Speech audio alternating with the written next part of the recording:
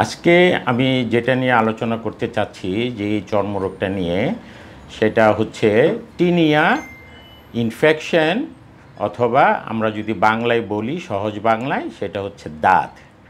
দাঁত সম্বন্ধে কম বেশি সবাই আমরা অবগত। দাঁতটা দেখতে হচ্ছে গোলাকার। এটা শরীরের বিভিন্ন অংশে হয়, খুব চুলকানি হয়, এবং সবচেয়ে ইন্টারেস্টিং যেটা হচ্ছে এই দাঁতটা গোলাকার এবং এটা বিস্তৃতি লাভ করে চারিদিকে সমানভাবে, এবং এটা বেশ চুলকানি হয়।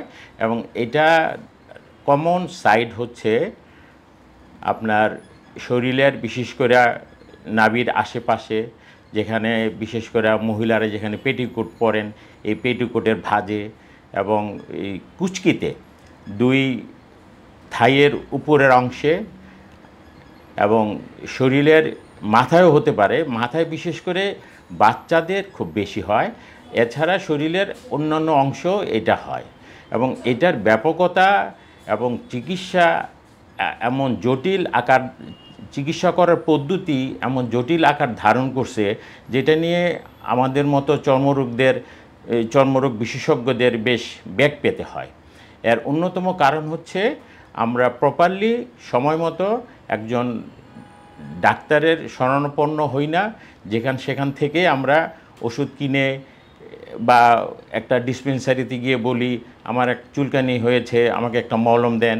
সে হয়তো এমন একটা মলম দিল যেটা হচ্ছে জাস্ট আগুনের মধ্যে আমি ঘি ঢেলে দেওয়া, আমি যদি পরিষ্কারভাবে বলতে চাই। কাজেই এই ব্যাপারে আমাদেরকে সতর্ক হতে হবে।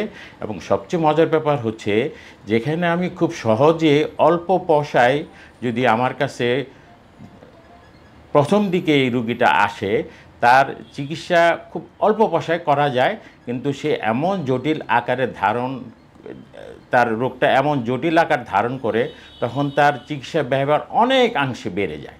এবং সবচেয়ে মজার ব্যাপার হলো কিছু কিছু ওষুধ কোম্পানিগুলো এখন বাজারজাত করতেছে যেগুলা বেশ ব্যয়বহুল এবং আদৌ এই রোগের জন্য এই ওষুধ না। এবং এই ব্যাপারে আমি সরকারের দৃষ্টি আকর্ষণ করব যাতে এইসব ওষুধ স্ট্রিক্টলি প্রোহিবিটেড করা হয়। তো জনগণের কাছে আমার কাছে একটাই অনুরোধ থাকবে, যে কোনো চুলকানি হোক, যাই হোক, যে কোনো চর্মরোগের ব্যাপারে এখন আমাদের চিকিৎসা ব্যবস্থা একদম হাতের নাগালে আছে। ইচ্ছা করলেই আমরা খুব সহজে একজন বিশেষজ্ঞ ডাক্তার নইলে একজন রেজিস্টার্ড একজন ডাক্তারের শরণাপন্ন হতে পারি। তো আমার বিশেষ অনুরোধ রইল যে আপনারা অন্তত যত্রতত্র ওষুধ না খেয়ে এই রোগের জন্য হসপিটালে আসবেন। সরকারি হসপিটাল হোক, ভালো একজন ডাক্তারকে দেখাবেন, তাহলে আপনারা সহজে এই রোগ থেকে বাঁচতে পারবেন। এবং এটা ইদানিংকালে একদম সংক্রামক হারে ঘরে ঘরে এই রোগটা বিস্তৃতি লাভ করতেছে।